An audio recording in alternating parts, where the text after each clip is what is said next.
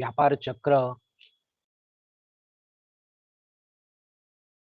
ના જે વિવિધ તબક્કાઓ છે એ વિવિધ તબક્કાઓની સમજૂતી માટે આપણે એક પ્રતિનિધિ રૂપ, જેને આપણે નમૂના રૂપ કહીએ છીએ, જેને વન ટાઈપ ઓફ મોડલ આપણે કહીએ છીએ, એ નમૂના રૂપ વ્યાપાર ચક્ર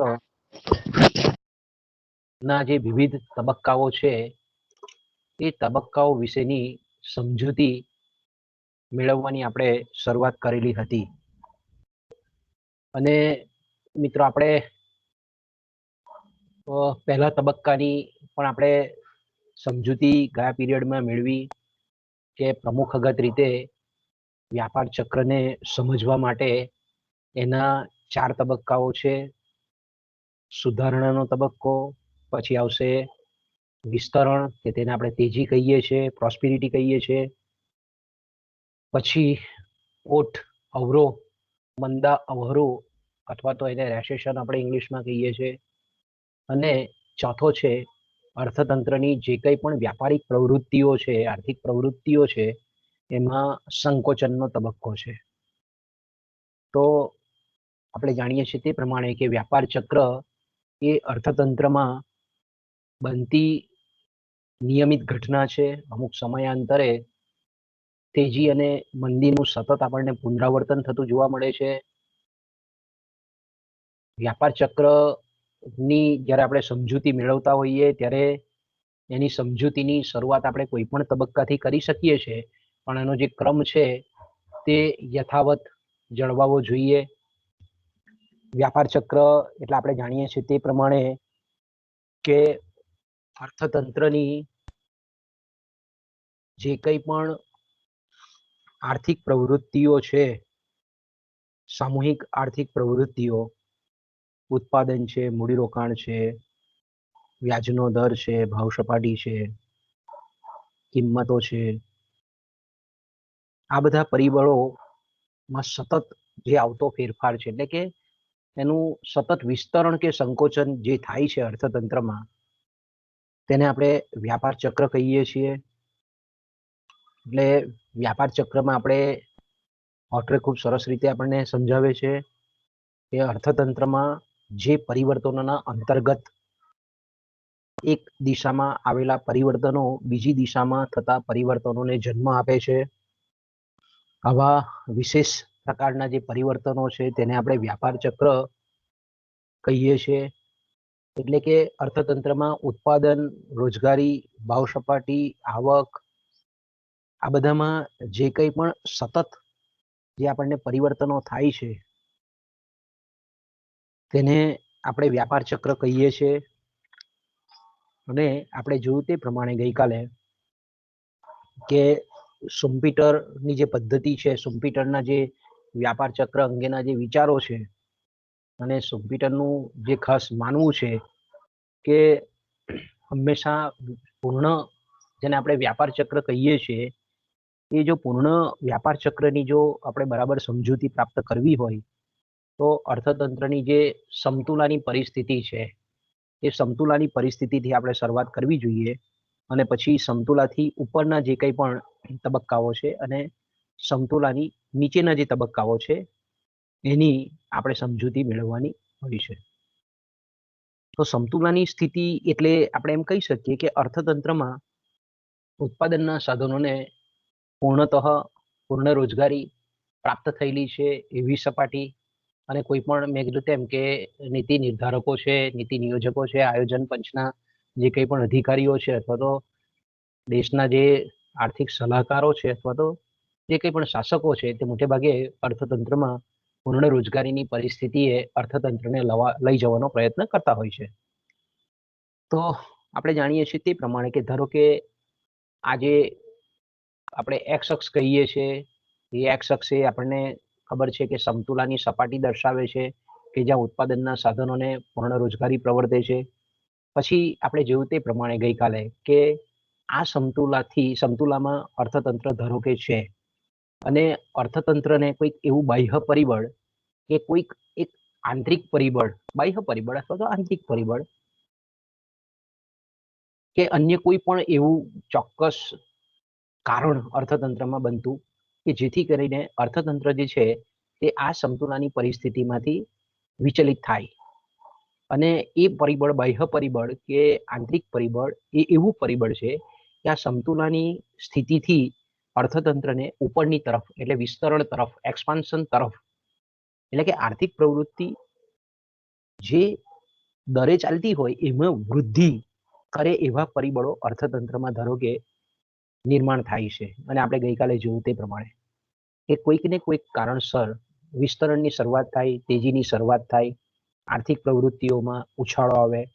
કોઈ પણ કારણસર હોઈ શકે કે સરકારની એકદમ અનુકૂળ કદાચ આર્થિક નીતિ હોઈ શકે, સસ્તા કરવેરાની નીતિ હોઈ શકે, અથવા ઉત્પાદન ક્ષેત્રે કંઈક નવી યોજનાઓ હોય, અથવા તો આપણે એમ કહીએ કે કોઈક નવા શોધખોળો થયો હોય,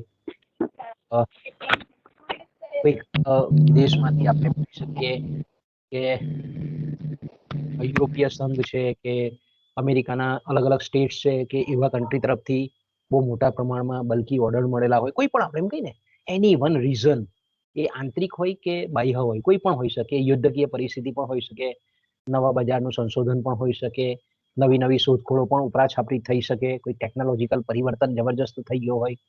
તો આ બધા કારણસર આ સમતુલાની પરિસ્થિતિમાં વિક્ષેપ ઊભો થાય અને અર્થતંત્રની આર્થિક જે પ્રવૃત્તિઓ છે કે જે સમતુલાની સપાટી પર છે તેને એવો ધક્કો લાગે કે અર્થતંત્રમાં આર્થિક પ્રવૃત્તિઓનું વિસ્તરણ થાય. આર્થિક પ્રવૃત્તિઓનું વિસ્તરણ એટલે શું? તો કે ઉત્પાદનમાં વધારો થાય, મૂડીરોકાણમાં વધારો થાય, આવકમાં વધારો થાય, વપરાશમાં વધારો થાય, માથાદીઠ આવકમાં વધારો થાય, અસરકારક માંગમાં વધારો થાય. એટલે વપરાશી વસ્તુઓની માંગ વધે, મૂડી સાધનોની માંગ વધે, ઉત્પાદનના સાધનોની માંગ વધે, કાચા માલ સામાનની માંગમાં વધારો થાય, યંત્રો છે, યંત્રોના છૂટા ભાગોની માંગ વધે, જમીનની માંગ વધે, શ્રમિકોની માંગ વધે, અન્ય મૂડી સાધનોની માંગમાં વધારો થાય. તો આપણે એમ કહીએ કે આ બધા પરિબળો જેને આપણે સામૂહિક આર્થિક પ્રવૃત્તિ કહીએ છીએ, સામૂહિક આર્થિક પ્રવૃત્તિ ઉર્ધ્વ દિશામાં ઉપરની તરફ પ્રયાણ થાય, વિસ્તરિત થાય. પરિણામ સ્વરૂપ આપણે જાણીએ છીએ તે પ્રમાણે કે અર્થતંત્રમાં તેજીનો સંચાર થાય. અને આપણે જોયું તે પ્રમાણે કે તેજીના સમયમાં અર્થતંત્રમાં સોદાઓનું પ્રમાણ વધે, વિનિમયનું પ્રમાણ વધે, ઉત્પાદનના સાધનોના વળતરમાં વધારો થાય, ઉત્પાદનના સાધનોની માંગ વધે, મૂડી પર વ્યાજ વધારે મળે, શ્રમને વેતનમાં વધારો થાય, ઉત્પાદકોના નફામાં ઉત્તરોત્તર વધારો થાય, જમીનના ભાડાના દરો વધે, લોકોની ખરીદ શક્તિમાં વધારો થાય, નાણાંનો ચલણ વેગ વધે, નાણાંનો પુરવઠો વધે, બેંકોનું શાક સર્જન વધે. અને આ રીતે આપણે એમ કહીએ કે ભાવો એ વધતા જતા હોય, અને ભાવો વધતા જતા હોય એટલે નફાનું પ્રમાણ ઉત્પાદકો માટે વધતું જતું હોય, ઉત્પાદકોનું નફાનું પ્રમાણ વધતું હોય એટલે આવક વધે, મૂડીરોકાણ વધે, મૂડીરોકાણ વધે એટલે પ્રદેશની કે પેઢીની કે આપણે એમ કહીએ કે અર્થતંત્રની આવકમાં વધારો થાય, ગુણક અને ગતિવર્ધનની અસર આપણને સાથે જોવા મળે, રોજગારીની તકોમાં વધારો થાય. એટલે ઉત્તર આપણે એમ કહીએ આર્થિક પ્રવૃત્તિઓ સમયની સાથે એ વિસ્તરિત થતી જાય, એક્સપાન્શન થતી જાય, આવક વધે, ઉત્પાદન વધે, મૂડીરોકાણ વધે, વ્યાજનો દર વધે, ઉત્પાદનના સાધનોના વળતર દર વધે. પરિણામ સ્વરૂપ આપણે જોઈએ છીએ તે પ્રમાણે કે આ બધા જ્યારે પરિબળો ઉપર તરફ જતા હોય એટલે આ બધા જ પરિબળો સામૂહિક આર્થિક પ્રવૃત્તિને એક દિશા એટલે ઉપરની દિશા, ઉર્ધ્વ ગતિને પ્રેરણાના જે પરિબળો છે અર્થતંત્રમાં, એ જ પરિબળો અર્થતંત્રમાં વિરુદ્ધ દિશામાં પણ કામ કરતા આપણને જોવા મળે. સાથે સાથે તેજીના કે વિસ્તરણના તબક્કામાં જ પછીના તબક્કાના બીજ એ આપણને છુપાયેલા જોવા મળે છે.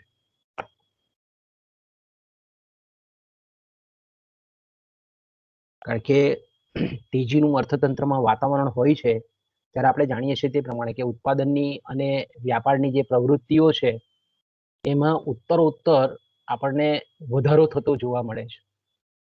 તેજીના સમયમાં આપણે શું જોઈએ છે કે ઉત્પાદકીય પ્રવૃત્તિ એટલે મેન્યુફેક્ચરિંગ અને જે વ્યાપારી પ્રવૃત્તિઓ છે એ આપણને સતત ને સતત વધતી જતી જોવા મળે છે. ઉત્પાદનના સાધનોની રોજગારીમાં પણ એટલો અંશે વધારો થાય છે. એ લોકોની ઉત્પાદનના સાધનોની આવક પણ વધે છે, ખરીદ શક્તિમાં પણ વધારો થાય છે. એટલે આપણે એમ કહી શકીએ કે વપરાશી વસ્તુઓની માંગ પણ વધે છે. વપરાશી વસ્તુઓની માંગ વધે છે એટલે વપરાશી વસ્તુઓના ભાવો પણ વધે છે. ભાવો વધે એટલે સ્વાભાવિક છે કે જે મૂડીરોકાણ કરનાર વર્ગ છે એનો નફો વધે, મૂડીની સીમાંત કાર્યક્ષમતા વધે, આશાસ્પદ વાતાવરણ અર્થતંત્રમાં તૈયાર થાય, વિશ્વાસનું વાતાવરણ ઊભું થાય. એટલે જે ઉત્પાદક પેઢીઓ છે, મેન્યુફેક્ચરિંગ યુનિટ છે, એ મેન્યુફેક્ચરિંગ યુનિટ છે તે પોતાની ઉત્પાદન પ્રવૃત્તિને સતત વિસ્તારવાનું હંમેશા વિચારતા હોય. વેપારીઓ જે છે, છૂટક વેપારીઓ છે, જથ્થાબંધ વેપારીઓ છે, એ આપણે જાણીએ છીએ તે પ્રમાણે કે સતત નવા ને નવા ઓર્ડરો એ ઉત્પાદક પેઢીઓ પાસે એ મૂકતા જાય છે. પરિણામે ઉત્પાદક પેઢીઓ કે જે વસ્તુનું ઉત્પાદન કરે છે, તૈયાર વસ્તુમાંથી, આપણે કાચા માલમાંથી તૈયાર માલનું ઉત્પાદન કરે છે, તો એ લોકો મૂડીરોકાણની માંગ વધારે છે તેજીના સમયમાં, વિસ્તરણના સમયમાં. એટલે ઉત્પાદનના સાધનોમાં રોજગારીમાં વધારો થાય. રોજગારી વધે એટલે ઉત્પાદનના સાધનોના જે માલિકો છે એની આવકો વધે. આવકો વધે એટલે પાછી અસરકારક માંગ વધે છે. અસરકારક માંગ વધે એટલે ચીજવસ્તુઓના, સેવાઓના ભાવો વધવા માંડે. એ જ રીતે આપણે જાણીએ છીએ તે પ્રમાણે કે તેજીના સમયમાં વ્યાપારીઓ, વ્યક્તિઓ વધારે નફાખોરી કરવા માટે વધતા જતા ભાવોથી ઘણી વખત બચવા માટે પણ એવી વૃત્તિ અર્થતંત્રમાં આકાર લે કે વસ્તુઓનો સંગ્રહ કરવાની વૃત્તિ એ જોર પકડે. વસ્તુઓનો સંગ્રહ કરવાનો, કારણ કે લોકો એવું વિચારતા હોય કે ભાઈ હજુ પણ આ તેજીના સમયમાં ઉત્તર હજુ પણ માંગ વધશે, એટલે વસ્તુનો સંગ્રહ કરવાની વૃત્તિ જોર પકડે છે. એટલે વપરાશી વસ્તુઓની માંગ તો વધે જ છે, મૂડી સાધનોની માંગ પણ વધે છે, પણ આ સંગ્રહ વૃત્તિને કારણે આપણે એમ કહીએ કે માંગમાં ઓર ઝડપથી આપણને તેજીના સમયમાં, વિસ્તરણના સમયમાં વધારો થતો આપણને જોવા મળે છે. અને ભાવોનો જેમ જેમ અર્થતંત્રમાં વધારો થાય છે તેમાં સંગ્રહ કરવાની વૃત્તિ એ વધતી જાય છે. અને પરિણામ સ્વરૂપ આપણે જોઈએ છીએ કે ઓછા ભાવની વસ્તુઓ સંગ્રહ કરેલી હોય અને પછી જેમ અર્થતંત્રમાં ભાવ સપાટી ઊંચી જાય તો નફાનો ગાળો એ વધે એટલે નફાનું પ્રમાણ પણ વધતું જાય છે. એટલે વિસ્તરણના તબક્કામાં આપણે જોયું તે પ્રમાણે કે ઉત્પાદન છે, વેપાર છે, રોજગારી છે, આવકો છે, મૂડીરોકાણ છે, ખર્ચ છે, વ્યાજનો દર છે, કિંમત છે, આ બધો વધારો થાય છે. અને આ બધાની અસર આપણે એમ કહીએ કે સમગ્ર અર્થતંત્ર પર થાય ને. અર્થતંત્ર મેં કીધું એમ કે ઝડપથી ઉપરની તરફ ગતિ કરવા માંડે, જેને આપણે તેજીનો તબક્કો કહીએ છીએ. આ તેજીના તબક્કામાં સાથે સાથે મેં કીધું તેમ કે પેરેલલ બીજી તેજીને મંદ પાડનારા પરિબળો પણ સાથે સાથે કામ કરતા હોય છે. એટલે આપણે એમ કહીએ ને કે તેજીના સમયમાં જ ઓટના બી રોપાઈ જાય છે.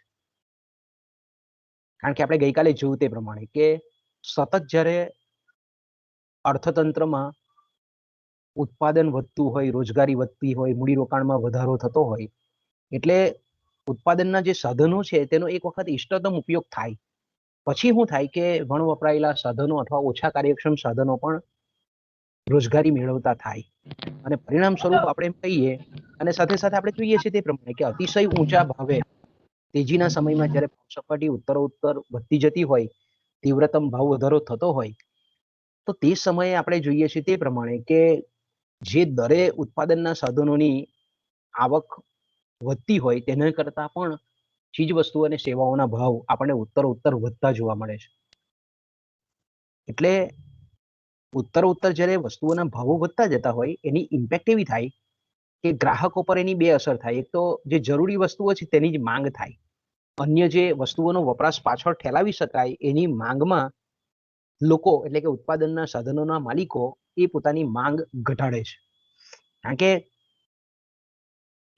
ભાવો એટલા બધા વધતા હોય છે તેજીના સમયે કે આવશ્યક એવી વસ્તુઓની જ માંગ કરે, પણ જે ટકાઉ અને વપરાશી વસ્તુઓ છે કે જેનો વપરાશ પાછળ ઠેલાવી શકે છે એની માંગમાં આપણને ઘટાડો થતો જોવા મળે છે. અને કેઇન્સનો જે આપણે ગઈકાલે વપરાશ વિધેય પણ જોઈ ગયા કે જેમ જેમ ગ્રાહકોની આવક વધતી જાય તેમ તેમ કુલ વપરાશ વધતો હોય પણ સીમાંત વપરાશ વૃત્તિ જે છે, ઉપભોગ વૃત્તિ છે, એ ઘટતી જાય છે. પરિણામ સ્વરૂપ શું થાય કે માંગ, અસરકારક માંગ છે એનો વૃદ્ધિનો દર એ નીચો પડે. અને બીજી બાજુ આપણે જોયું તે પ્રમાણે કે ઉત્પાદનના સાધનોની માંગ એટલી બધી વધતી હોય કે જેથી કરીને ઓછા કાર્યક્ષમ સાધનોને પણ રોજગારી આપવાની ઉત્પાદકો માટે ફરજ પડે. એટલે ઊંચા વેતન દરે ઓછા કાર્યક્ષમ સાધનોને જ્યારે રોજગારી આપવામાં આવે તો એની સીધી અસર એ ઉત્પાદન ખર્ચ પર થાય છે. એટલે એક બાજુ ઉત્પાદનના સાધનોને ઊંચા વળતર દર આપવાના અને બીજી બાજુ આપણે એમ કહીએ કે એ સાધનોની સીમાંત ઉત્પાદકતા કાર્યક્ષમતા એ ઓછી હોય. ત્રીજી બાબત આપણે એમ જોઈએ છીએ કે અતિશય ભાવો વધવાને લીધે ગ્રાહકો જે માંગ ઘટાડે છે, આ બધાની સંયુક્ત અસર એ ઉત્પાદક પેઢીઓ પર થતી હોય.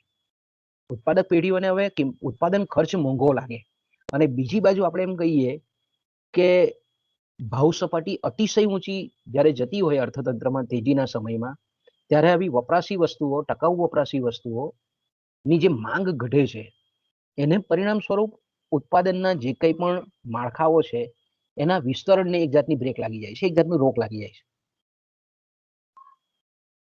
એટલે ઉત્પાદકોને ભવિષ્યમાં એવું થાય કે હવે વધારે નફો કરવાની જે તકો છે તે કદાચ ઓછી થશે. એટલે જે ઉત્પાદક પેઢીઓ છે, મેન્યુફેક્ચરિંગ યુનિટ છે, એના સંચાલકો એવું વિચારે કે હવે હજુ ભવિષ્યમાં વધારે નફો કરવાનો કોઈ અવકાશ નથી. એટલે તેજીના સમયમાં એક બિંદુ એવું આવે કે જ્યાં પેઢીઓ જે પોતાનો ઉત્પાદન શક્તિનો વિસ્તાર કરતી હતી તે ધીરે ધીરે હવે બંધ કરવા માંડે, અટકી જાય. એક બિંદુ આવી જાય કે હવે પ્રોજેક્ટ વધારવાનો જોખમ લેવા જેવું નથી. એટલે આપણે એમ કહીએ કે આ રીતે ઉત્પાદક પેઢીઓ જ્યારે આપણે એમ કહીએ કે એવું વિચારતી થાય કે હવે મૂડીની સીમાંત કાર્યક્ષમતા ઘટશે. મૂડીની સીમાંત કાર્યક્ષમતા એટલે શું કે ભાઈ ભવિષ્યનો જે અપેક્ષિત નફાનો દર છે તે હવે ઘટવાનો છે, એવું જ્યારે સંચાલકોને લાગવા માંડે ત્યારે આપણે જોઈ શકીએ છીએ કે મૂડીરોકાણ કરનાર જે વર્ગ છે, યોજકોનો વર્ગ છે, તે લોકો મૂડીરોકાણ ઘટાડે છે. અને મૂડીરોકાણ ઘટાડે છે અને એક જાતની મેં કીધું તેમ કે ભાવિ આશાવાદ છે તે તેજીની ઉચ્ચતમ સપાટીએ ઓછો થવા માંડે. નફાનો જે આશાસ્પદ વાતાવરણ હોય તે ધીરે ધીરે ધીરે આપણે એમ કહીએ કે એ એક આશાસ્પદ વાતાવરણમાં એક જાતનું શંકાનું વાતાવરણ પ્રવેશે. એટલે એને પરિણામ સ્વરૂપ એવું થાય કે મૂડીરોકાણ ઘટાડે એટલે ઉત્પાદનના સાધનોની આવકમાં ઘટાડો થાય અને ધીરે ધીરે ધીરે આપણે એમ કહીએ કે તેજીના તબક્કામાં જ ઓઠ કે જેને આપણે મંદ અવરોહ કહીએ છીએ, એને અવરોહ કહીએ છીએ, એના મૂળ નખાઈ જાય. અર્થતંત્રમાં આ વ્યાપાર ચક્ર એ સતત બનતી ઘટના છે. એટલે તમે ચોક્કસ આપણે એને એવું તમે કહી નહીં શકો કે ભાઈ અર્થતંત્રમાં ઓટની પરિસ્થિતિ આ સમયગાળાથી થઈ કે આ સમય બિંદુએથી થઈ. આપણને કન્ટિન્યુઅસ જ લાગે. જો આ બધા પરિબળ કેવા થાય છે, તેજીમાંથી ઓઠની પરિસ્થિતિ આવે તો આપણે એનો સુસ્પષ્ટ એનો ચોક્કસ વિભાગીકરણ કરી નહીં શકીએ કે ઓઠ છે તો કે ભાઈ એપ્રિલ 2021 થી જ આવી, એનો ચોક્કસ સમયગાળો તમે બાંધી નહીં શકો. હા, પણ આપણે જોઈ શકીએ કે ભાઈ ઓલ ઓવર વાતાવરણ, ટેન્ટેટિવલી વાતાવરણ અર્થતંત્રનું એ આ સમયગાળાથી થોડું સ્લો ડાઉન થવા માંડ્યું. એટલે મેં કીધું તેમ કે અતિશય તેજીના તબક્કામાંથી અર્થતંત્ર જ્યારે તેજીના જ સમયમાં એવા અંતરાયો ઊભા થાય, એવા અવરોધો ઊભા થાય અને તેજી જે સતત વિસ્તરિત થતી હતી, સતત આર્થિક પ્રવૃત્તિનું વિસ્તરણ થતું હતું, અર્થતંત્રમાં એવા પરિબળો આકાર પામે કે જેથી કરીને અર્થતંત્રનું જે ઉપલું વળાંક બિંદુ છે ત્યાંથી અર્થતંત્રની જે આર્થિક પ્રવૃત્તિની ગતિ છે તે અધોગતિ દિશામાં ધીરે ધીરે ધીરે એ પ્રયાણ લે. એટલે આપણે એમ કહીએ કે અધોગતિ દિશામાં જ્યારે તેજીને બ્રેક લાગે, ઉપલું વળાંક બિંદુ અપર ટર્નિંગ પોઈન્ટથી સામૂહિક આર્થિક પ્રવૃત્તિઓ જ્યારે અધોગામી દિશામાં જાય ત્યારે આપણે એમ કહીએ કે અવરોહની પરિસ્થિતિ, મંદા અવરોહની પરિસ્થિતિ, ઓટની પરિસ્થિતિની શરૂઆત થઈ ગઈ કહેવાય. અને મેં કીધું તેમ કે બીજો જે તબક્કો છે વ્યાપાર ચક્રનો, જેને આપણે ઓટ કહીએ છીએ, જેને આપણે અવરોહ કહીએ છીએ, જેને આપણે રેસેશન કહીએ છીએ, એ એકચ્યુઅલી શું છે તો કે આર્થિક પ્રવૃત્તિ, જે સામૂહિક આર્થિક પ્રવૃત્તિઓ છે, વ્યાપારિક પ્રવૃત્તિઓ છે, તે હવે ધીરે ધીરે ધીરે ઘટવાનું વલણ દર્શાવે છે. એટલે અર્થતંત્રનું જે કુલ ઉત્પાદન છે તે ઘટે છે, કુલ મૂડીરોકાણ છે તે ઘટાડો થાય છે, ચીજ વસ્તુઓ અને સેવાઓના ભાવો ઘટવા માંડે છે, નફાનું પ્રમાણ ઘટવા માંડે છે, ઉત્પાદનના સાધનોની કિંમતો અથવા તો વળતર એ ઘટવા માંડે છે. તો આ બધા પરિબળો ધીરે ધીરે ધીરે ધીરે આપણે કહીએ કે અધોગામી દિશામાં પ્રયાસ કરે. અને મેં કીધું તેમ કે ઓટની શરૂઆતમાં જે ઉત્પાદક પેઢીઓ છે, મોટી મોટી કંપનીઓ છે, વેપારીઓ છે, તેને ભવિષ્યમાં નફાનો દર ઘટશે, ભવિષ્યમાં મૂડીની સીમાંત કાર્યક્ષમતા ઘટાડો થશે, અર્થતંત્રમાં એક જાતનું આપણે એમ કહીએ ને કે નિરાશાનું વાતાવરણ સર્જાય. આપણે શેર બજાર કહીએ છીએ, જેને આપણે આર્થિક પ્રવૃત્તિનો બેરોમીટર કહીએ છીએ. એ પણ આપણને એમાં પણ એક જાતનું સુસ્ત વાતાવરણ દેખાય. શેર બજારમાં આપણે એમ કહીએ કે સતત શેરોના ભાવ ઘટતા જતા આપણને જોવા મળે. મૂડી બજારમાં પણ આપણે જે જામીનગીરીઓ છે તેના ભાવોમાં પણ આપણને એક જાતનું નિરાશાનું વાતાવરણ જોવા મળે. ઘણી વખત આપણે એવું પણ જોઈએ કે અતિશય તેજીના તબક્કામાં એવો કોઈક પ્રસંગ કે એવી કોઈ અર્થતંત્રમાં ઘટના બની જાય કે જેથી કરીને તેજીમાંથી એકદમ જ આપણે એમ કહીએ કે ઓટ જેવી પરિસ્થિતિ સર્જાય. કે દાખલા તરીકે આપણે જોઈએ છે કે હર્ષદ મહેતા કૌભાંડ છે, કે પછી નીરવ મોદીનું કૌભાંડ છે, કે કાલુપુર કોઓપરેટિવ બેંક છે, કે શેર બજારના મોટા મોટા બ્રોકર્સ છે, કે મોટું કોઈ ફાઇનાન્સ હાઉસ છે. આ બધી પેઢીઓ અચિંતાની ફરચામાં જાય, ખોટમાં જાય.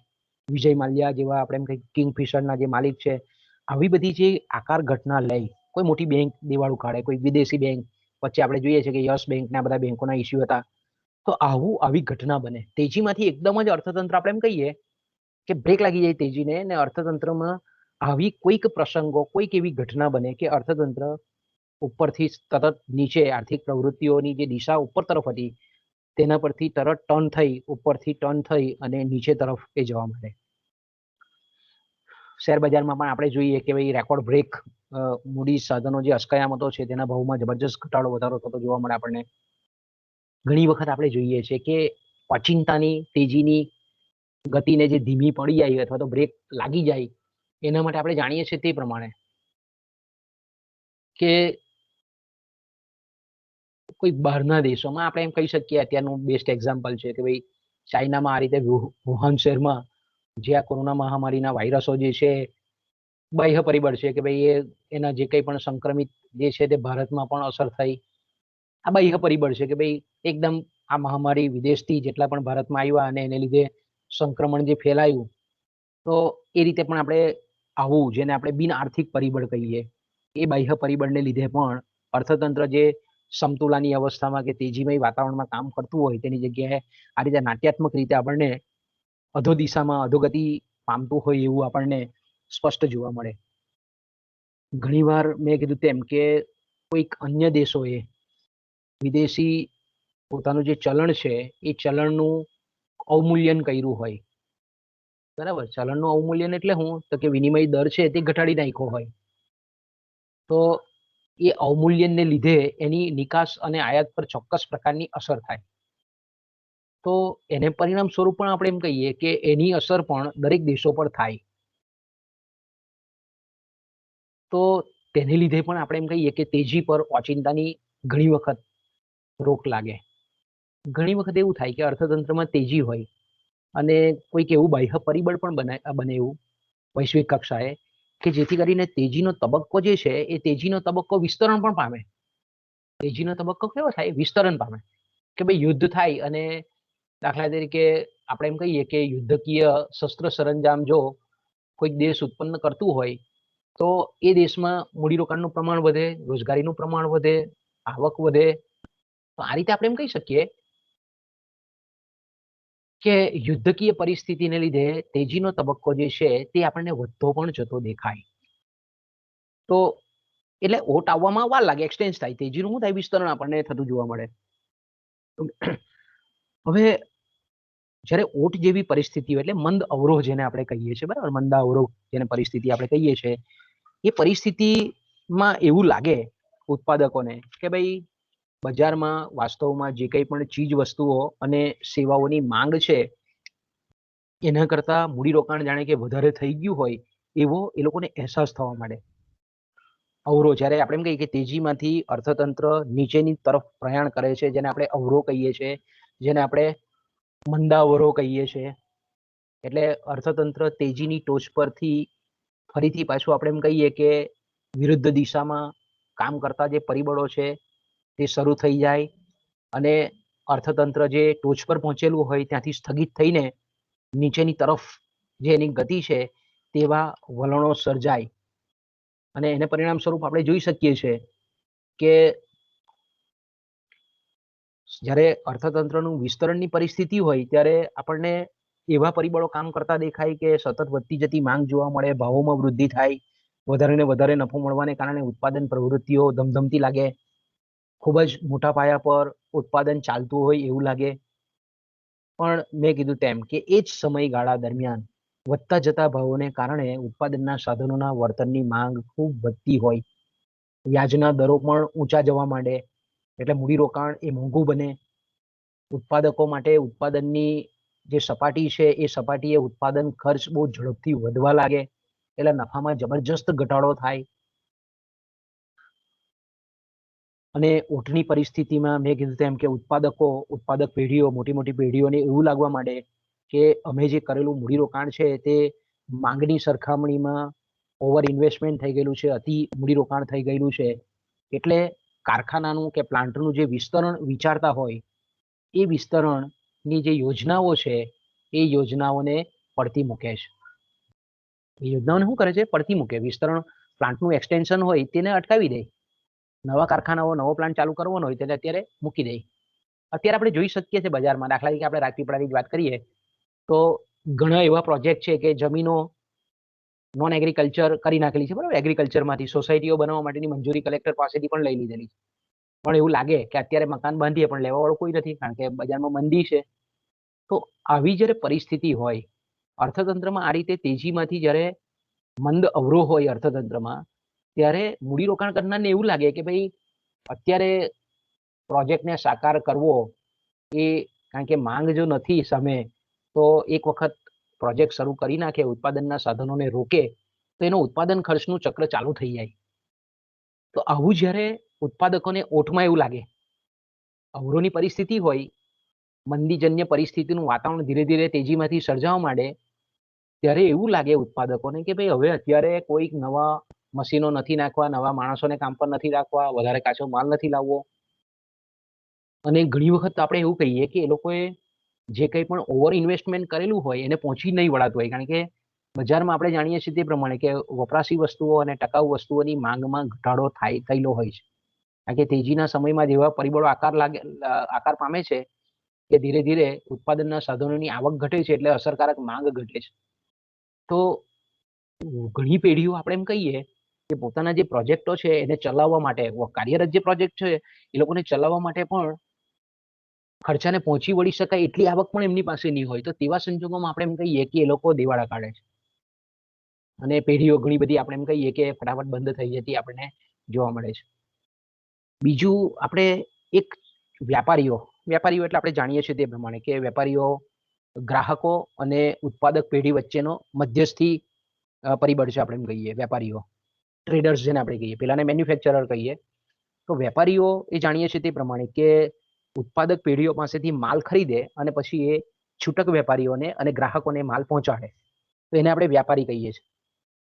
તો જ્યારે ઓટની પરિસ્થિતિ હોય, એટલે અર્થતંત્ર તેજીના તબક્કામાંથી નીચેની તરફ પ્રયાણ કરતું હોય, તો આપણે એમ કહીએ કે અર્થતંત્રમાં અસરકારક માંગ ઘટે એટલે સ્વાભાવિક છે કે વેપારીઓ જાણી જાય, કારણ કે વર્ષોથી અનુભવી હોય એ લોકો કે ભાઈ હવે બજારમાં મંદ અવરોહ છે, લોકોની આવક ધીરે ધીરે ઘટી રહેલી છે, ઉત્પાદનના સાધનોના વળતરના દરો ઘટેલા છે, એટલે નવો માલ એ ઉત્પાદક પેઢી પાસેથી નવા ઓર્ડરો નહીં આપે.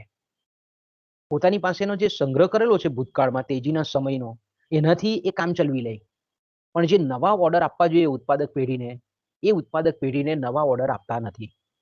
એટલે આપણે એમ કહી શકીએ કે વેપારીઓ જે છે, જથ્થાબંધ વેપારીઓ જે છે, હોલસેલર જે છે, તે એનો બહુ અર્થતંત્રમાં બહુ મહત્વનો ભાગ છે, બહુ મહત્વનો ફાળો હોય છે. કારણ કે માર્કેટની સાથે વપરાશના કેન્દ્રો અથવા બજારના કેન્દ્રો અથવા ગ્રાહકોની સાથે સંકળાયેલા હોય. તો એ લોકોને બજારની રૂખ ખબર પડી જાય કે હવે અર્થતંત્રમાં મંદીજન્ય વાતાવરણ ઊભું થાય છે. એટલે લોકો શું કહે છે, નવા ઓર્ડરો નહીં આપે કંપનીઓને. એ ઉત્પાદક જે વસ્તુ વેચતા હોય લોકો, એના ઉત્પાદક પેઢીઓને નવા ઓર્ડર નહીં આપે. એટલે નવા ઓર્ડર નહીં આપે એટલે શું થાય? ઉત્પાદક પેઢીઓને ઓર્ડર નહીં મળે નવા, એટલે મૂડીરોકાણ ઘટે, ઉત્પાદન ઘટે, રોજગારીનું પ્રમાણ ઘટે, નીચે ઓછું થવા માંડે. એટલે ઉત્પાદનના સાધનોની બેરોજગારીની શરૂઆત થાય એટલે સીધી જ અસર એ લોકોના વળતર દર, એટલે કે એ લોકોની જે નાણાકીય આવક પ્રાપ્ત થતી હોય તે બંધ થઈ જાય. નાણાકીય આવક બંધ થાય અથવા ઓછી થાય તો તેવા સંજોગોમાં આપણે એમ કહીએ કે માંગનું પ્રમાણ ઘટવા માંડે, અસરકારક માંગ ઘટે. અને અસરકારક માંગ ઘટે એટલે સીધી અસર અર્થતંત્રની જે આર્થિક પ્રવૃત્તિઓ છે, વ્યાપારિક પ્રવૃત્તિઓ છે, ધંધાકીય પ્રવૃત્તિઓ છે, એના પર અસર થાય. બધી વ્યાપારિક પ્રવૃત્તિઓ ધીરે ધીરે નીચે જવા માંડે, ઉત્પાદન ઓછું થાય, આવક ઓછી થાય, મૂડીરોકાણ ઘટે, રોજગારી ઘટે. એ સાયકલ જે છે, એ ચક્ર જે છે, તે સતત અધોગામી દિશામાં એ કામ કરતું થાય અને ખૂબ જ ટૂંકા ગાળામાં ઓઠમાંથી અર્થતંત્ર મંદીના તબક્કામાં પ્રવેશે. ઓઠમાંથી હવે શું થાય? અર્થતંત્ર મંદીના તબક્કામાં પ્રવેશી જાય. અને આપણે જાણીએ છીએ તે પ્રમાણે કે અવરોહમાં મેં કીધું તેમ કે ઉત્પાદકો અને વેપારીઓ ઉત્પાદનના કાર્યક્રમો મુલતવી રાખતા હોય, સાવચેતીના પગલા રૂપે ઉત્પાદન ઘટાડતા હોય, નવા ઓર્ડરો આપવાનું બંધ કરતા હોય, પરિણામે રોજગારી, આવક, મૂડીરોકાણ, માંગ, ભાવો એ વધતા અટકે. અને ખાસ કરીને એનું અસર આપણને ભાવ સપાટી પર જોવા મળે. મંદાવરોમાં શું થાય કે ભાવ સપાટી એ ઉત્તરોત્તર નીચી જતી જાય અને ભાવો ઘટતા હોય એટલે સાહસિકોને નફાનું ગાળો છે તે ઘટે. ભાવ ઘટે એટલે સ્વાભાવિક છે કે નફાનો જે ગાળો છે તે ઘટે. એટલે આપણે એમ કહીએ કે સતત અર્થતંત્રમાં ઉત્પાદન, રોજગારી, આવક અને માંગમાં ગ્રેજ્યુઅલી ક્રમશઃ એ ઘટાડાની શરૂઆત થાય અને ધીરે ધીરે ધીરે ધીરે આપણે એમ કહીએ કે આ મંદ અવરોહની જે સ્થિતિ છે એ જ્યારે અતિશય ઝડપ પકડે ત્યારે અર્થતંત્રમાં મંદીનો તબક્કો આવે. એટલે મંદીનો તબક્કો આવે એટલે આપણે જાણીએ છીએ તે પ્રમાણે કે મંદી એ તેજી કરતા બહુ ખરાબ પરિસ્થિતિ છે. 1929 થી 1996 ની જે મંદી છે, 1929 થી 1936 ની જે મહામંદી છે, વિશ્વને આખાને હચમચાવી મૂકેલું હતું. એટલે મંદી એ અર્થતંત્ર માટે ખૂબ અભિશાપ રૂપ છે એમ આપણે કહી શકીએ. તો મંદીના સમયમાં આપણે જાણીએ છીએ તે પ્રમાણે કે અર્થતંત્રમાં જે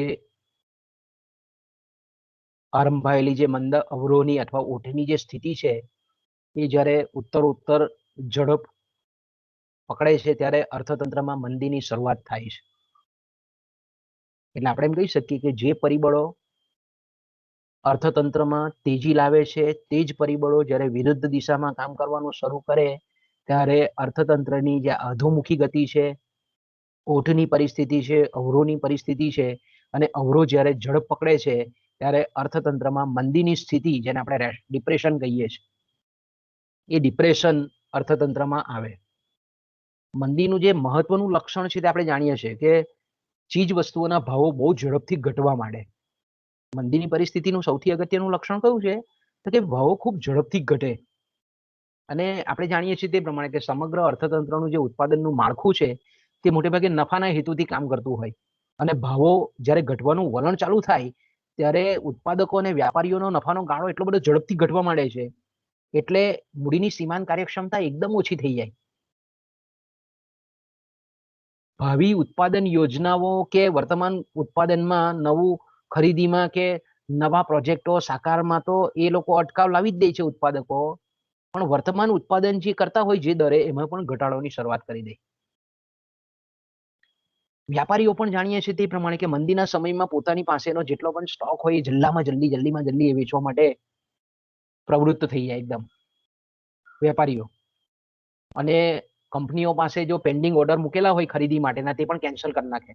હવે અત્યારે અર્થતંત્રમાં મંદી છે, હવે આપણો જે ઓર્ડર લખાવેલો હતો આ ભાવનો ને આટલા એકમનો એ કેન્સલ કરો. એટલે એની અસર આપણે એમ કહીએ કે ઓલ ઓવર ઉત્પાદન પર થાય. ઉત્પાદન ઘટવાનું વલણ દર્શાવે મંદીમાં, ઉત્પાદનના ઘટવાનું વલણ દર્શાવે એટલે સીધી અસર મૂડીરોકાણ પર થાય. ઉત્પાદનના જે સાધનો છે તેને પેઢીઓ છૂટા કરે. આર્થિક પ્રવૃત્તિઓમાં જ્યાં જ્યાં ઉત્પાદનના સાધનો હોય તેને ધીરે ધીરે લેઆઉટ કરવા માંડે, લે ઓફ કરવા માંડે. રોજગારીનું પ્રમાણ ઘટે, બેકારીનું પ્રમાણ વધવાની શરૂઆત થઈ જાય. ઉત્પાદકો દ્વારા ઘટાડવામાં આવતું છતાં ઉત્પાદન ખર્ચ એટલા ઝડપથી ઘટતો નથી. અને જે આપણે એમ કહીએ ને કે બોર્ડર પર ઉભા રહેલા જે ઉત્પાદકો છે, સીમાંત ઉત્પાદકો, એ પોતાના જે એકમો છે, ઉત્પાદન એકમો છે તે ધીરે ધીરે બંધ કરવા માંડે. એટલે ભાવ ઘટાડો જે છે તે મંદીના સમયની એક અગત્યની લાક્ષણિકતા છે. એને લીધે ઉત્પાદન ઘટે, રોજગારી ઘટે, કુલ આવકનું પ્રમાણ ઘટે, કુલ માંગનું પ્રમાણ ઘટે. જે કેપિટલ ઇન્ટેન્સિવ જે પ્રોજેક્ટ છે, ઉદ્યોગો છે, તેમાં તેના મૂડીરોકાણમાં ઘટાડો થાય, વપરાશી વસ્તુઓનું ઉત્પાદન પણ ઘટે અને મંદીની અવસ્થા અર્થતંત્રની આ રીતે વધારે તીવ્ર બને. એટલું આપણે કહી શકીએ કે ભાઈ ઓટમાંથી ક્યારે અર્થતંત્ર મંદીમાં સરકી જશે એની ચોક્કસ ભેદરેખા આપણે દોરી શકતા નથી. પણ મંદીની જે મેં કેરેક્ટરિસ્ટિક કીધી હતી કે મંદીમાં ભાવો ઘટે એટલે આવક પણ ઘટે, નફો પણ ઘટે, વેચાણ પણ ઘટે, ઉત્પાદનના સાધનોની રોજગારીમાં ઘટાડો થાય. એટલે આપણે કીધું ને કે કેન્સે કીધું તે પ્રમાણે કે વ્યાપારનો ખરાબ સમયગાળો, હેબરલર અને જે આપણને કહી છે તે પ્રમાણે, કેન્સ આપણને કહે છે તે પ્રમાણે કે વ્યાપાર ચક્ર એ સારા વ્યાપાર સમય અને ખરાબ વ્યાપાર સમયનું બનેલું છે. ખરાબ વ્યાપાર સમય એટલે વસ્તુઓના ભાવોમાં ઘટાડો અને બેરોજગારીના પ્રમાણમાં વધારો, તે વ્યાપારનો ખરાબ સમયગાળો જેને આપણે મંદી કહીએ છીએ. તો આ મંદીમાં આપણને બધું જ અહીંયા દેખાય કે ઉત્પાદનના સાધનો બેકાર થવા માટે, સામાન્ય ભાવ સપાટી ઘટતી જતી હોય, નાણાકીય વેતન દરો ઘટે, ઉત્તરોત્તર મૂડીની સીમાંત કાર્યક્ષમતા ઘટતી જાય, બેંકો પાસેથી ધિરાણ લોનોનું માંગ ઘટી જાય. પરિણામ સ્વરૂપ આપણે જોઈ શકીએ છીએ કે બેંકોની રોકડ અનામતો છે તે વધતી જાય. કારણ કે મંદીના સમયમાં શું કરે છે, જે લોન લીધેલી હોય ભૂતકાળમાં એના હપ્તાઓ પણ વધારે ભરી અને એ ભાર હળવો કરવા માંગતા હોય છે. એટલે આપણે એમ કહી શકીએ કે વેપારી બેંકોની પરિસ્થિતિ એવી હોય છે કે ધિરાણ ઓછું થાય એટલે શાક સર્જન ઓછું થાય, અને બીજી બાજુ આપણે એમ કહીએ કે લોનોનું રીપેમેન્ટ એ વધારે થાય. એટલે બેંકોની જે અનામત છે, રોકડ અનામતો છે તે વધતી જાય. ઔદ્યોગિક જે વસ્તુઓ છે એની માંગ ઘટે, મૂડીમૂલક વસ્તુઓનું ઉત્પાદન ઘટે. વપરાશી વસ્તુઓની માંગ તો ઘટે જ, પણ મૂડીમૂલક વસ્તુઓની વધારે માંગ ઘટે, ઉત્પાદન ઘટે. આવક ઘટે એટલે સ્વાભાવિક છે કે જે કંઈ પણ ટકાઉ વપરાશી વસ્તુઓ છે, એટલે ફ્રીજ છે, ટીવી છે, વાહનો છે, મોટરકાર છે, મકાનો છે, આવી બધા વસ્તુઓની માંગમાં આપણે એમ કહીએ કે ઘટાડો જોવા મળે. ગ્રાહકની સાથે જેટલા પણ બજારો સંકળાયેલા છે એ બજારોમાં પણ આપણે એમ કહીએ કે મંદીની જે તીવ્રતા છે એ વધતી જતી જોવા મળે. પણ બેની જો તુલના કરીએ તો વપરાશી વસ્તુ કરતા જે કંઈ પણ આવા મૂડી પ્રચુર ઉદ્યોગો છે, પોલાદ છે, લોખંડ છે, સ્ટીલ છે, લાકડું છે, યંત્રો છે, બળતણ છે, આ બધા, વીજળી છે, વીજળીનો સામાન છે, ઇલેક્ટ્રોનિક ઉપકરણો છે, આ બધાનું ઉત્પાદન અને વેચાણ એ મંદીના સમયમાં અતિશય તીવ્ર ગતિમાં, અતિશય આપણે એમ કહીએ કે તીવ્રતમ કક્ષાએ એની માંગમાં ઘટાડો થાય. એટલે આપણે એમ કહી શકીએ કે મંદીમાં કુલ ઉત્પાદન જે છે અર્થતંત્રનું, જેને આપણે કુલ રાષ્ટ્રીય આવક કહીએ છીએ, એ નીચી જાય. બીજું આપણે એમ કહીએ કે અસરકારક માંગ ઘટે છે એટલે ભાવ સપાટી ઉત્તર નીચી જાય. અને તેવા સંજોગોમાં મેં કીધું તેમ કે મૂડીની સીમાંત કાર્યક્ષમતા ઉત્પાદકોની ઘટતી હોય એટલે અર્થતંત્રમાં ચારે તરફ નિરાશા નિરાશા નિરાશા જોવા મળે. અને જેટલા પણ મૂડી રોકાણ કરેલા હોય એમાંથી સતત નુકસાન જાય એવું શંકાસ્પદ અવિશ્વાસનું વાતાવરણ સર્જાય. એટલે મંદીમાં આપણે એમ કહીએ કે અર્થતંત્ર એકદમ સંકોચાઈ જાય, કોન્ટ્રાક્ટ થઈ જાય એકદમ. અને એની પ્રતિકૂળ અસર મેં કીધું તેમ કે ઉત્પાદન પર થાય, મૂડીરોકાણ પર થાય, રોજગારી પર થાય, નફા પર થાય, ભાવ સપાટી પર થતી જોવા મળે. વ્યાજનો દર ઇવન આપણે એમ કહીએ કે ઘટતો જતો જોવા મળે.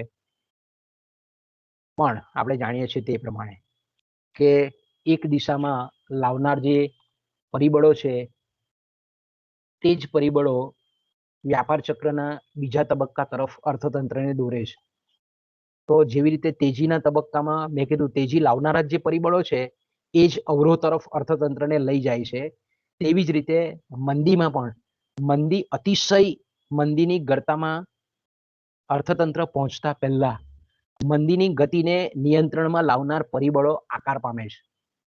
અને આપણે એમ કહીએ કે અર્થતંત્ર નીચલું વળાંક બિંદુ ને ટચ કરી અને અર્થતંત્ર ધીરે ધીરે ધીરે સુધારણા, કે જેને આપણે પુનઃ સુધારણા કહીએ છીએ, તે તરફ અર્થતંત્ર જાય છે. કારણ કે આપણે જાણીએ છીએ તે પ્રમાણે કે મંદીની અવસ્થામાં મેં કીધું તેમ કે આવકો ઘટવાને કારણે માંગ બહુ ઝડપથી ઘટેલી હોય છે. બજારમાં જે ઓલરેડી ઉત્પાદિત થયેલો જે માલ છે, પેઢીઓ દ્વારા ઉત્પાદિત કરેલો, તેનો પણ ઉપાડ થતો નથી. માલનો ભરાવો દરેક ગોડાઉનોમાં થયેલો જોવા મળે. પરિણામ સ્વરૂપ આપણે જોઈએ કે ભાવો જે છે તે ઉત્તરોત્તર ઘટતા જતા જોવા મળે, ઝડપથી ઘટે છે. અને ઘણી વખત આપણે જોઈએ કે અર્થતંત્રમાં મંદીના સમયમાં એટલું બધું અવિશ્વાસ કે શંકાનું વાતાવરણ ફેલાઈ જાય, અને ઘણી વખત આર્થિક કટોકટી પણ કેટલાક અર્થતંત્રોમાં આપણે જોઈ શકીએ છીએ. અતિશય મંદીજન્ય પરિસ્થિતિમાં રાજકીય અસ્થિરતા કે રાજકીય કટોકટી પણ જન્મતી હોય, રાજકીય પલટાઓ પણ તે સમયે થતા હોય. પણ મેં કીધું તેમ કે મંદીની તીવ્રતમ અવસ્થામાં પણ એવા પરિબળો કામ કરતા હોય કે જે મંદીને બ્રેક લગાવી અને અર્થતંત્રને સુધારણાના પથ પર લઈ આવતા હોય છે. તો મંદીની ગમે તેટલી તીવ્રતમ પરિસ્થિતિ હોય, પણ અમુક જેને આપણે કહીએ ને કે અનિવાર્ય ઉપભોગ એ અર્થતંત્રમાં હોય ને હોય જ. દરેક લોકો, દરેક કુટુંબે પોતાનો જીવન નિર્વાહ ચલાવવા માટે અમુક મિનિમમ વસ્તુઓની માંગ દરેક કુટુંબ કરતી હોય છે, દરેક પેઢી કરતી હોય છે. તો આવો જે અનિવાર્ય ઉપભોગ છે, એસેન્શિયલ જેને કન્ઝમ્પશન આપણે કહીએ છીએ, એ અનિવાર્ય ઉપભોગને કારણે આપણે એમ કહીએ કે કેટલીક જે અનિવાર્ય માંગ ઊભી થાય છે સમાજની, લોકોની, અને એને સંતોષવી પડતી હોય છે. તેને લીધે આપણે એમ કહીએ કે આવી અનિવાર્ય જરૂરિયાતને સંતોષતા એવા વ્યાપાર અને ઉદ્યોગ આપણને મંદીના સમયમાં પણ ટકી રહેલા જોવા મળે છે. અને આવો જે અનિવાર્ય વપરાશી ખર્ચ છે તે કેવો હોય? ચાલુ જ હોય. અને તેને લીધે આપણે એમ કહીએ કે આવી અનિવાર્ય વસ્તુઓનો ઉત્પાદન કરતા જે ઉદ્યોગો છે એમાં રોજગારી, આવક, ઉત્પાદન ને વધારે પડતા ઘટતા એને અટકાવી જાય છે. અતિશય આજે આપણે એમ કહીએ કે અનિવાર્ય વસ્તુનું ઉત્પાદન કરતા એકમોમાં વધારે આપણે એમ કહીએ કે અમુક બિંદુ સુધી ઉત્પાદન ઘટે, રોજગારી ઘટે, મૂડીરોકાણ ઘટે. પણ સમાજની જે ન્યૂનતમ જરૂરિયાતો છે એ ન્યૂનતમ જરૂરિયાતને પૂરી પાડવા માટે આવા ઉદ્યોગોમાં કે આવી વ્યાપારિક પ્રવૃત્તિમાં કે આર્થિક પ્રવૃત્તિમાં રોજગારી, આવકો અને ઉત્પાદન અમુક સપાટીથી નીચે જતા નથી. પણ મેં કીધું તેમ કે તેજીના તબક્કામાં અમુક જ્યારે એને મંદ પાડતા જે કંઈ પણ પરિબળો આકાર લે છે, મંદીની શરૂઆતમાં મેં કીધું તેમ કે ગ્રાહકો જે ટકાઉ વસ્તુઓ છે એની માંગને અટકાવી રાખેલી હોય છે. કારણ કે જે ટકાઉ વસ્તુ છે, વપરાશી વસ્તુઓ છે, એની માંગ મેં કીધું તેમ કે એના ભાવો મંદીના સમયમાં ઘટતા હોય છે, ને લોકોને એમ લાગે કે હજુ પણ ભવિષ્યમાં એના ભાવો ઘટશે, તો શરૂઆતમાં આપણે એમ કહીએ કે એની માંગ જે છે તે અટકાવી રાખેલી હોય છે. પણ ધીરે ધીરે આપણે એમ કહીએ કે અર્થતંત્રમાં આવી ન્યૂનતમ જરૂરિયાતની જે વસ્તુઓ છે, એ નાશવંત વપરાશી વસ્તુઓ છે કે ટકાઉ વપરાશી વસ્તુઓ છે, એની માંગ અમુક ન્યૂનતમ લેવલે ચાલુ હોય છે. એટલે ધીરે ધીરે આપણે એમ કહીએ કે અર્થતંત્રમાં માંગમાં ધીરે ધીરે, જો એકદમ ધીરે ધીરે આપણે એમ કહીએ કે માંગ થવાની શરૂઆત થાય.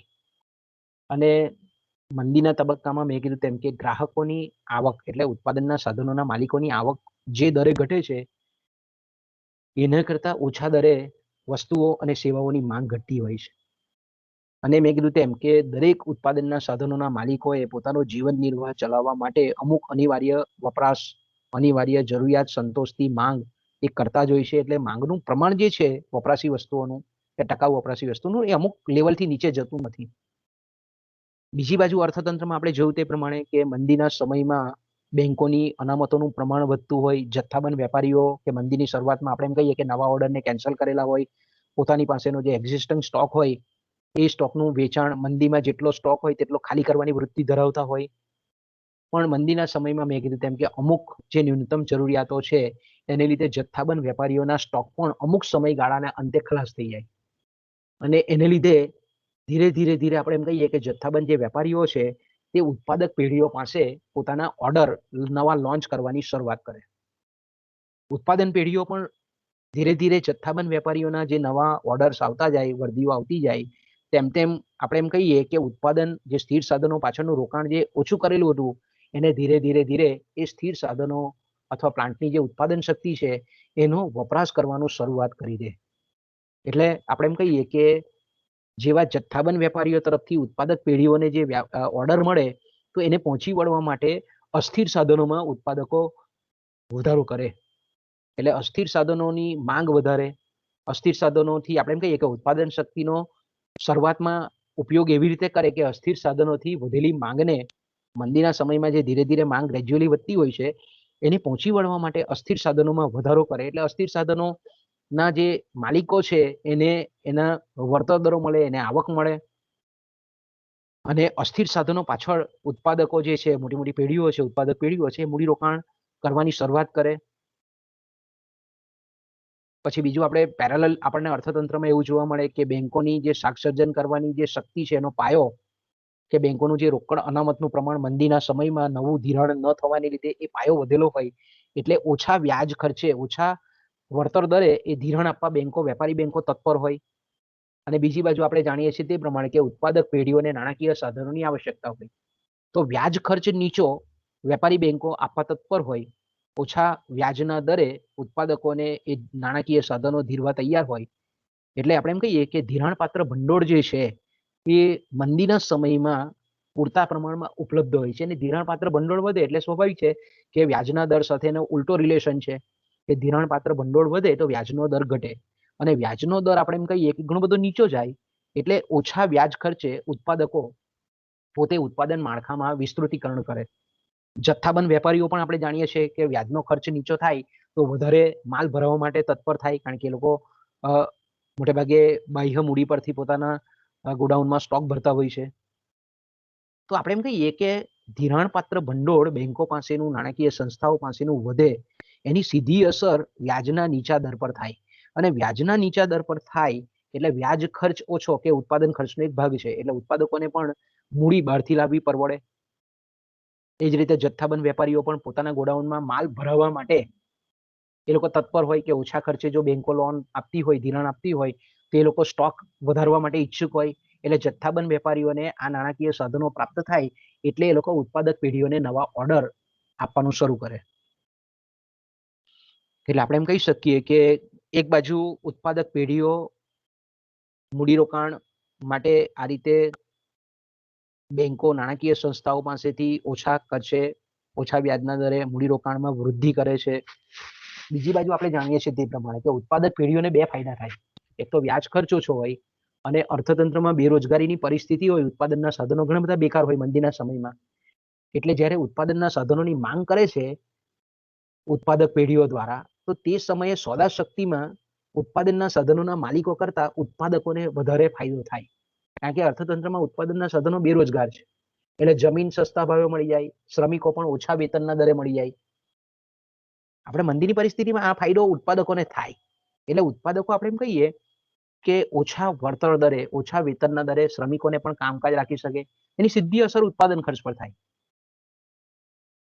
અને ઉત્પાદન ખર્ચ ઘટે, જમીનના ભાડાના દર ઘટે, મૂડી પરનું વ્યાજ ખર્ચ ઘટતું હોય, શ્રમિકોના વેતન દર ઘટે એટલે સીધી અસર ઉત્પાદન ખર્ચ ઘટાડામાં થાય.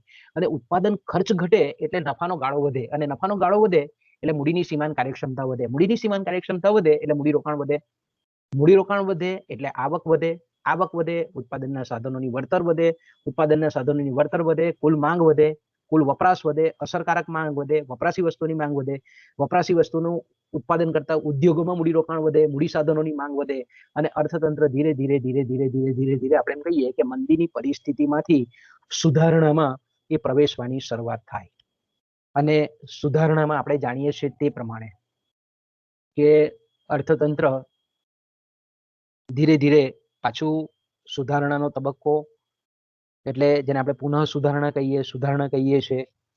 ઘણી વખત મેં કીધું તેમ કે અર્થતંત્રમાં એવા અનિયમિત પરિબળો કે આકસ્મિક પરિબળો કે બાહ્ય પરિબળો કે અર્થતંત્રના સક્રિય પરિબળો, આંતરિક પરિબળો એવો ધક્કો મારી આપે કે અર્થતંત્ર મંદીમાંથી અચિંતાનું ઉર્ધ્વગતિ તરફ, મંદીમાંથી અર્થતંત્ર સીધું સુધારણાના માર્ગે એ ઝડપ પકડી લે.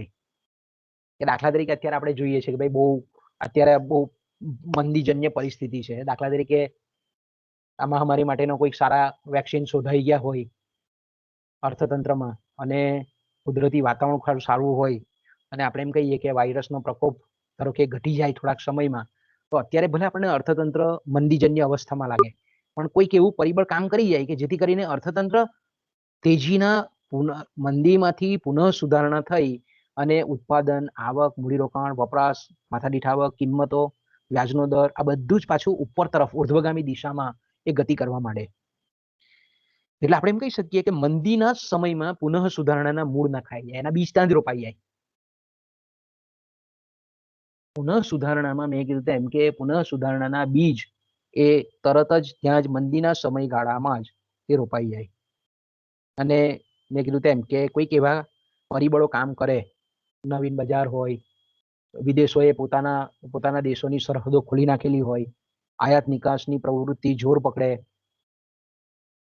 વૈશ્વિક જે કંઈ પણ આર્થિક સંગઠનો છે એ દરેક દેશોને લીલી ઝંડી આપે, આવા બધા બાહ્ય પરિબળો કામ કરતા થાય અને તેને લીધે આપણે એમ કહીએ કે અચાનક અર્થતંત્ર જે છે તે વ્યાપાર ચક્રનું જે નીચલું બિંદુ છે, એટલે કે મંદીની જે ટોચ છે, તળિયું કે જેને આપણે કહીએ છીએ, જેને આપણે લોઅર ટર્નિંગ પોઈન્ટ કહીએ છીએ, એમાંથી તરત જ એ ઉર્ધ્વ દિશા તરફ એટલે નીચલા વળાંક બિંદુથી સ્પર્શી અને આર્થિક પ્રવૃત્તિ જે છે એ આર્થિક પ્રવૃત્તિઓ ઉપર તરફ સુધારણાના માર્ગે એ ગતિ કરવા માંડે. અને ધીરે ધીરે આપણે એમ કહીએ કે ત્યાં મનોવૈજ્ઞાનિક પરિબળો કામ કરતા હોય કે એક ક્ષેત્રમાં જો તેજીનો સંચાર થાય તો અર્થતંત્રના આપણે એના લક્ષણોમાં જોયું તે પ્રમાણે કે એક તંત્રમાં કે એક ક્ષેત્રમાં જો તેજીનો સંચાર થાય તો મેં કીધું તેમ કે આ પરસ્પર સંબંધિત બધા ક્ષેત્રો છે એટલે એકમાં તેજી આવે એટલે બીજા બધામાં પણ ધીરે ધીરે આપણે એમ કહીએ કે તેજીનો સંચાર થાય. એટલે આપણે એમ કહીએ સુધારણાનો અર્થતંત્રમાં શરૂઆત થાય. સુધારણામાં મેં કીધું તેમ કે હવે ઉત્પાદકો જે છે, નિયોજકો છે, તેનો મૂડીની સીમાંત કાર્યક્ષમતા અથવા તો ભવિષ્યનો જે નફાનો અપેક્ષિત દર છે એ વધવાના સંકેતો પ્રાપ્ત થાય. લોકો દ્વારા જે કંઈ પણ દબાવી રાખેલી જે કંઈ પણ વપરાશી વસ્તુઓની ટકાઉ વસ્તુઓની માંગ છે એ ધીરે ધીરે સજીવન થવા માંડે. ઉત્પાદક પેઢીઓના નફામાં વધારો થાય એટલે શેર બજારમાં પણ આપણે જોઈએ છીએ તે પ્રમાણે ક્વાર્ટરલી રિઝલ્ટ આવતા હોય અને તે સમયે નફાનું પ્રમાણ વધતું જાય એટલે આપણે એમ કહી શકીએ કે શેર બજાર પણ ધીરે મૂડી બજાર પણ ધીરે ચેતન બનતું બને અને અર્થતંત્રમાં એક જાતનું આશાસ્પદ વાતાવરણ સર્જાય. એટલે અર્થતંત્રમાં આશાસ્પદ વાતાવરણ સર્જાય એટલે નવા મૂડીરોકાણ, નવા પબ્લિક ઇસ્યુ આવે, નવી કંપનીઓ સ્થપાય અને નવા મૂડીરોકાણની શરૂઆત થાય. અને આપણે કહીએ તે પ્રમાણે કે સુધારણાની શરૂઆત જેવી થાય એવી અર્થતંત્રમાં ઉત્પાદનના સાધનોની આવકો સતત વધતી હોય અને આવકો વધે અને સાથે સાથે આપણે જાણીએ છીએ તે પ્રમાણે કે તૈયાર ચીજ વસ્તુઓ અને સેવાઓની માંગમાં પણ વધારો થાય. ઉત્પાદનના સાધનોની આવક વધે એટલે અસરકારક માંગ વધે, અસરકારક માંગ વધે એટલે વપરાશી વસ્તુઓની માંગ વધે, વપરાશી વસ્તુઓની માંગ વધે એટલે વપરાશી કરતા જે ઉદ્યોગો છે તેની માંગમાં વધારો થાય, માંગમાં વધારો થાય એટલે ભાવો ધીરે વધે, ભાવો વધે એટલે નફાનો ગાળો વધે, નફાનો ગાળો વધે એટલે મૂડીની સીમાંત કાર્યક્ષમતા વધે, મૂડીની સીમાંત કાર્યક્ષમતા વધે એટલે મૂડી રોકાણ વધે એટલે ઉત્પાદનના સાધનોને રોજગારી વધતી જાય. અને આપણે જાણીએ છીએ તે પ્રમાણે કે ઉત્પાદનના સાધનો જો વણવપરાયેલા અર્થતંત્રમાં હોય તો ભાવ સપાટીમાં વધારો થતો જાય તેમ રોજગારીમાં પણ વધારો થતો જાય. અને એક વખત આપણે એમ કહીએ કે પૂર્ણ રોજગારીની અવસ્થા આવે ત્યાર પછી આપણે એમ કહીએ કે એ પહેલા ખર્ચના જે વક્રો છે એ ખર્ચના વક્રો એટલે કે સરેરાશ ખર્ચ વધાર્યા વગર આપણે કહીએ કે ઉત્પાદકો ઉત્પાદન વધારી શકે છે. અને આગળ જે આપણે ચર્ચા કરી ગયા તે પ્રમાણે કે વિસ્તરણના પદ પર એટલે અહીંયા પણ એવું જ છે કે સુધારણાના તબક્કામાં ગતિવર્ધન એટલે કે આવકની મૂડીરોકાણ પર અને મૂડીરોકાણની આવક પર એકબીજા પર અસર ગાઢ બને છે. આવક જે દરે વધે છે એના કરતાં મૂડીરોકાણ વધારે દરે વધે છે, મૂડીરોકાણ વધે છે તેના કરતાં પ્રદેશની કે રાજ્યની કે દેશની આવકમાં વધારો થાય છે. એટલે આપણે એમ કહીએ કે આ બધા પરિબળોની આંતર અસરો ઉત્તરોત્તર અસરો હકારાત્મક પડે અને અર્થતંત્ર આપણે એમ કહીએ કે સુધારણાની દિશામાં આગળ વધે. એટલે આપણે એમ કહી શકીએ કે સુધારણાની દિશામાં આગળ વધે એટલે મૂડીરોકાણ વધે, ભાવો વધે, વેતન વધે, વ્યાજના દરો વધે, નફાનો દર વધે, ભાવ સપાટી વધે, રોજગારીમાં વધારો થાય, અર્થતંત્ર ધીરે આપણે એમ કહીએ કે રોજગારીનો દર વધતા પૂર્ણ રોજગારીની સ્થિતિ તરફ પ્રયાણ કરે અને જો આપણે એમ કહીએ કે પૂર્ણ રોજગારીની અવસ્થામાં એક વખત અર્થતંત્ર પહોંચી જાય અને પછી વ્યાપાર ચક્રને અટકાવતા નિયંત્રણમાં લાવતા જો પગલાં ભરવામાં નહીં આવે તો સુધારણામાંથી પુનઃ સુધારણામાંથી અર્થતંત્ર પાછા તેજીના તબક્કામાં પ્રવેશે અને જેને આપણે બીજું વ્યાપાર ચક્ર કહીએ છીએ એની શરૂઆત થાય.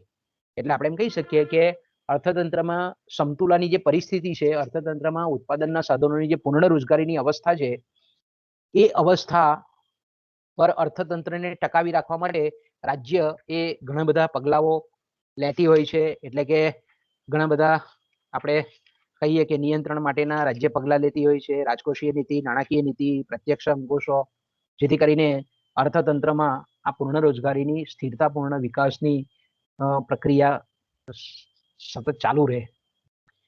તો મિત્રો આ રીતે આપણે એમ કહીએ કે એક નમૂના રૂપ વ્યાપાર ચક્રને આપણે આ રીતે અલગ અલગ તબક્કાઓમાં સમજાવી શકીએ. તો અહીંયાથી આપણે આપણી મીટિંગને વિરામ આપીએ. હવે આપણે કાલે વ્યાપાર ચક્રોનું નિયંત્રણ જોઈશું. બરાબર. પછી આવે છે હોટરેનો